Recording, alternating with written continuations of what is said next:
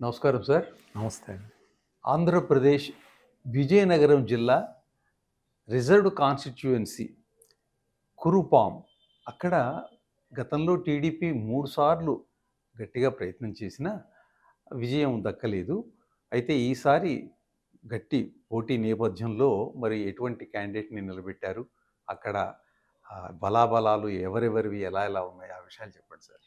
కురుపాం అంటే అది ఎస్టీ నియోజకవర్గం అండి. ఆ! ఇది అరకు పార్లమెంట్ పరిధిలో ఉంది. ఉమ్మడి విజయనగరం జిల్లా గతంలో మనకి ఉమ్మడి విజయనగరం జిల్లాలో ఇది ఒక ఎస్టీ రిజర్వ్డ్ నియోజకవర్గం. ఎస్టీ. ఇప్పుడు ఉమ్మడి విజయనగరం జిల్లాలో గతంలో Vaikapa clean sweep. Araku parliament పరిధిలో ఉన్న 7 నియోజకవర్గాల్లో కూడా వైసీపీ చాలా స్ట్రాంగ్గా ఉంది. ఆ 7 నియోజకవర్గాల్లో ఇది కూడా ఒకటి. బా! ఇప్పుడు వైఎస్ఆర్సిపి పార్టీ రాబోయే ఎన్నికల్లో 2 లోక్సభ నియోజకవర్గాల్లో బాగా స్ట్రాంగ్గా ఉంది అని చెప్తా ఉన్నారు. అది ఒకటి కడప పార్లమెంట్ నియోజకవర్గం, రెండోది అరకు. అరకునే ముందు చెప్తున్నారు. ఈసారి పొత్తులు గనక ఏర్పడేటట్టయితే ఇక్కడ మరి బీజేపీకి ఇస్తారు అనేది ఒక వాదన వినిపిస్తూ ఉంది. ఎందుకంటే దీనికి బోర్డర్ ఒరిస్సా ఉంది కాబట్టి ఒరిస్సాలో కొంత బీజేపీ ప్రాబల్యం అది ఉంది. అది కూడా కాక కొత్తపల్లి గీత అని ఒక ఆమె మాజీ పార్లమెంట్ సభ్యురాలు, ఆమె బీజేపీలో జాయిన్ అయి ఉన్నారు. గతంలో 2014లో ఆమె పార్లమెంట్ సభ్యురాలుగా గెలిచి ఉన్నారు. దీనికి చాలా పెద్ద చరిత్ర ఉందండి. మన్యం జిల్లాలోకి వస్తుంది. కొత్తగా ఏర్పాటు చేసిన మన్యం జిల్లాలో ఇది వస్తుందన్నమాట. ఇది రాజులు అంటే ఎస్టీ నియోజకవర్గం అయినా కూడా ఇక్కడ రాజులు క్షత్రియ రాజులు పరిపాలించారు. వాళ్ళు కులరీత్యా వాళ్ళు ఎస్టీల్లోకి వచ్చిన శత్రుచర్ల కుటుంబం, వైరిచర్ల కుటుంబం, ఈ 2 కుటుంబాలు 2 రాజరిక వ్యవస్థలకి అంటే జమీందారీ సిస్టమ్కి ప్రాతినిధ్యం వహిస్తూ ఉన్నాయి. వీళ్ళనేమో వైరిచర్ల కుటుంబం ఏమో కురుపాం రాజులు అంటారు. ఇక శత్రుచర్ల కుటుంబం ఏమో మేరంగి రాజులు. శత్రుచర్ల విజయరామరాజు, శత్రుచర్ల చంద్రశేఖర్ రాజు, ఇప్పుడు పుష్పశ్రీవాణి, ఇప్పుడు ఎమ్మెల్యే కూడా. ఈ ఎమ్మెల్యే ఎవరో కాదు, ఈ మేరంగి రాజుల కుటుంబానికి చెందిన శత్రుచర్ల చంద్రశేఖర అంటే శత్రుచర్ల విజయరామరాజు ఆయన తెలుగుదేశంలో ఉన్నారు. ఆయన బ్రదరు చంద్రశేఖర్ రాజు కోడలే ఈ పుష్పశ్రీవాణి. ఉమ్మని కోటాలో ఆ కుటుంబం నుంచే మేరంగి రాజుల కుటుంబం నుంచి ఆ టికెట్ ఇచ్చి గెలిపించుకున్నారు. దాదాపు 26,000 మెజారిటీతో ఆమె గెలిచింది. ఇక్కడ వీళ్ళ కుటుంబాలే కాకుండా వేరే ప్లేయర్స్ కూడా ఉన్నారండి. సిపిఎం పార్టీ కూడా గతంలో ఒకసారి గెలిచింది ఇక్కడ. ఇంకొకటి నిమ్మక జయరాజ్ అని ఒక ఆయన కూడా గెలవటం జరిగింది. వాళ్ళకి ఈ జమీందారీ కుటుంబాలతోటి రాజరిక కుటుంబాలతోటి సంస్థానాలతోటి సంబంధం లేదు. దాట్ల జయరాజ్ అని ఆయన కూడా ఒక ఎమ్మెల్యేగా కూడా గెలిచారు. 2009లో ఇండియన్ నేషనల్ కాంగ్రెస్ దాట్ల జయరాజు ఆయన గెలిచారు. 2014లో ఈమె పుష్పశ్రీవాణి గారే. మరి 2019లో కూడా ఈమె గెలిచి డిప్యూటీ సీఎంగా కూడా అయ్యారు. అంటే ఇంకొక బ్యాక్గ్రౌండ్ ఉంది. అయితే ఈసారి ఏంటంటే ఇటీవల 1 సంవత్సరం క్రితం విశేషం వీళ్ళ మామగారు చతురుచల్ల చంద్రశేఖర్ రాజు గారు ఆయన వైకాపాకు రిజైన్ చేశాడు. ఎందుకనంటే కోడల మీద ఆయన అలిగి ఆయన కొడుకు మీద కొద్దిగా అసంతృప్తి, ఇది ఒక సొంతంగా చేస్తున్నారు, పార్లమెంటరీ వ్యవస్థ లేదు, పంచాయతీల్లో అరాచకంగా నామినేషన్లు వేసి ఎలక్ట్ అయిపోయినట్టు చెప్పుకున్నారు అనేది. మరి చంద్రశేఖర వాళ్ళ బ్రదరు విజయరామరాజు ఆయన తెలుగుదేశం పార్టీలోనే ఉన్నాడు. ఇక్కడ తెలుగుదేశం పార్టీకి ఇన్ఛార్జిగా 2 సంవత్సరాల క్రితం జగదీశ్వరి గారని ఒక ఆమెని నియమించడం జరిగింది. ఆమె 2 సంవత్సరాల నుంచి అక్కడ కొద్దిగా పార్టీని బిల్డప్ చేయడానికి కష్టపడతా ఉన్నారు. మొన్న 13వ తారీఖు నారా లోకేష్ బాబు శంఖారావం బహిరంగ సభలో కూడా కురుపాంలో బాగా దిగ్విజయంగా జరిగింది. ఇక్కడ ఏంటంటే ఈ కురుపాం నియోజకవర్గం గురించి చెప్పాలంటే అరకు పార్లమెంటరీ కాన్స్టిట్యున్సీ గురించి కూడా చెప్పారు. అరకు పార్లమెంటరీ కాన్స్టిట్యున్సీలో రాజకీయ భీష్మ పితామహుడు అని అంటే కిషోర్ చంద్రదేవ్ గారు. ఆయన వైరిచర్ల కుటుంబం, కురుపాం రాజులు వాళ్ళు. ఆయన దాదాపు 6 సార్లు, ఒకసారి ఇండిపెండెంట్గా కూడా గెలవటం జరిగింది ఎంపీగా. నామినేషన్ వేయటం, గెలవటం, ఆయనకి ఎదురే లేదు. తెలుగుదేశం వచ్చిన తర్వాత ఒకసారి ఆయనకి ఒక బ్రేక్ వచ్చింది.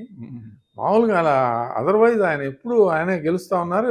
యూనియన్ మినిస్టర్గా కూడా చేశారు కిషోర్ చంద్రదేవ్. ఆయన పేరు బాగా విన్నాం. ఆయన కుమారుడు ప్రహ్లాద దేవ్ గారు కూడా ఒకసారి గెలవటం జరిగింది. ఆయన పెద్ద రాజకీయాలు, తెలుగుదేశం పార్టీలో కూడా ఆయన జాయిన్ అవ్వటం జరిగింది. మనుమడు ఇప్పుడు 33 సంవత్సరాలు బిజినెస్ గ్రాడ్యుయేట్. కిషోర్ చంద్రదేవ్ గారి మనవడు ఇప్పుడు రాజకీయాల్లో ఆయన కూడా దేవే. ఆయన రాజకీయాల్లో ఇప్పుడు ప్రయత్నం చేస్తున్నాడు, తెలుగుదేశం పార్టీ తరఫున ఎంట్రీ ఇవ్వటానికి చేస్తున్నాడు. ఇప్పుడు ఆమె జగదీశ్వర గారికి సరిపోతారా, పుష్పశ్రీవాణికి సరిపోరు అని అనుకుంటే ఆయనకి ఇవ్వచ్చు. అంటే 2 రోజుల క్రితమే కిషోర్ చంద్రదేవ్ గారు తెలుగుదేశం పార్టీకి రాజీనామా చేశారు. అయ్యో, ఎందుకనంటే అక్కడ దాదాపు ఖరారైంది బీజేపీకి ఇస్తారు అని. ఇప్పుడు ఆయనే లాస్ట్ టైం తెలుగుదేశం పార్టీలో చేరి 2019 ఎన్నికల్లో కొద్ది కాంగ్రెస్ తోటి అనుకూలంగా మహాకూటమి ఏర్పాటు చేశారు కదా తెలుగుదేశం పార్టీ వాళ్ళు.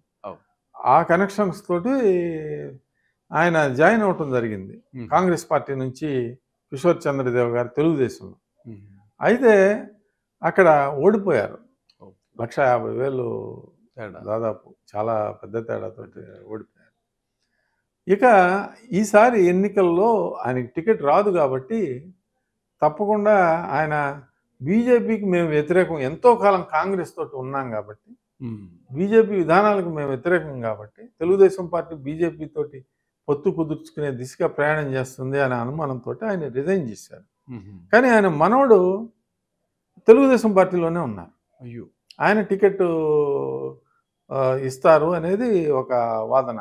ఎందుకంటే 2 సంస్థానాలకి మధ్య మేరంగి రాజులు, కురుపాం రాజులు, శత్రుచర్ల కుటుంబం, వైరిచర్ల కుటుంబం మధ్య అక్కడ పోటీ ప్రధానంగా జరుగుతుంది కాబట్టి ఈసారి తీవ్రమైన పోటీ జరిగే అవకాశం ఉంది.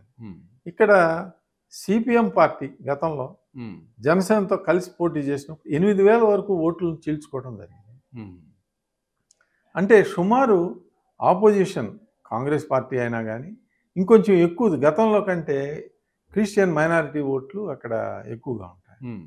ఆ ఓట్లని షర్మిల గారు తప్పకుండా ప్రభావితం చూపించి కొంత ఓటు శాతాన్ని చీల్చుకుంటారు.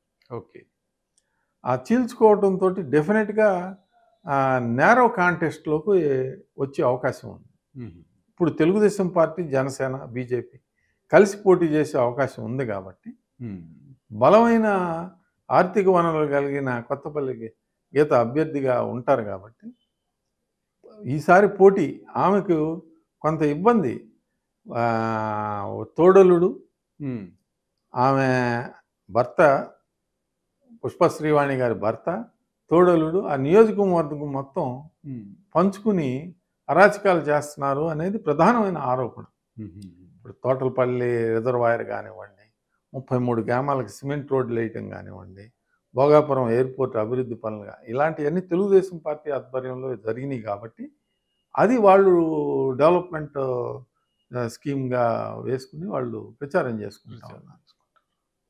ఇక్కడ ఏంటంటే ఈమెకి టిక్ టాక్ రాణి అని చెప్పి నారా లోకేష్ బాబు ఆమెని, అంటే ఆమె ఏమి చేయదు, పనేం లేదు, అంటే ఆమె ఒక్కరికే కాదు, ఏ ఎమ్మెల్యేకి కూడా వైకాపా ప్రభుత్వంలో పెద్ద చేసింది ఏం లేదు. ఆయన జగన్మోహన్ రెడ్డి గారు బటన్ నొక్కుతా అంటే వీళ్ళు ఖాళీగా ఉంటున్నారని, వీళ్ళు టిక్ టాక్లు చేసుకుంటున్నారు అనేది మొన్న ప్రచారంలో ప్రధాన ఆరోపణగా లోకేష్ బాబు గారు శంఖారావం బహిరంగ సభలో చెప్పడం జరిగింది. ఇది రేపు రాబోయే ఎన్నికల్లో బాగా యువకుడైన ఇదే వైరిచర్ల కుటుంబ వారసుడు ఎంతవరకు ఉపయోగించుకుంటారు అనేది శంకరరావు సభలో మాత్రం ఆ స్టేజ్ మీద ఇద్దరిని ఆహ్వానించారు. ఈ నాయకులు ఇద్దరిలోనే ఎవరికో ఒకరికి సీట్ రావడం కాదు. ఇది చాలామంది ప్రిడిక్ట్ చేస్తూ ఉన్నది ఏంటంటే ఈ సీటు వైకాపా గెలుస్తుంది అని. కానీ చాలా ఫైట్ మాత్రం చాలా తీవ్రమైన పోటీ ఉంటుంది. తెలుగుదేశం పార్టీ గెలవటానికి అన్ని విధాల అవకాశం ఉన్న నియోజకవర్గం ఇది. ఈసారి కురుపాం నియోజకవర్గం. రాబోయే రోజుల్లో పవన్ కళ్యాణ్ గారి బహిరంగ సభ కూడా, భాజపా అగ్రనేతల బహిరంగ సభలు కూడా అక్కడ జరిగే అవకాశాలు ఉన్నాయి. కాబట్టి ఇక్కడ పోటీ ఈసారి చాలా తీవ్రంగా జరిగి ఇక్కడ నేరుగా అయినా సరే తెలుగుదేశం పార్టీ గెలవటానికి కురుపాం నియోజకవర్గంలో అవకాశం ఉన్నట్లు మాకు అందుతున్న అంతర్గత సమాచారం. మరిన్ని అప్డేట్స్ కోసం మా కాయ్ టీవీని సబ్స్క్రైబ్ చేసుకోండి. మా వీడియో కనుక మీకు నచ్చినట్లయితే లైక్ చేయండి, షేర్ చేయండి. మీ విలువైన అభిప్రాయాలను కామెంట్ బాక్స్లో తెలియజేయండి.